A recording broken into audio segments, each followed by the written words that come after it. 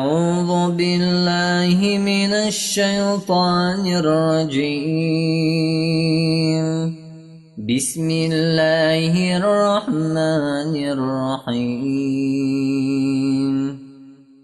أوليس الذي خلق السماوات والأرض بقادر على أن يخلق مثلهم؟ بلى وهو الخلاق العليم. إنما أمره إذا أراد شيئا أن يقول له كن فيكون.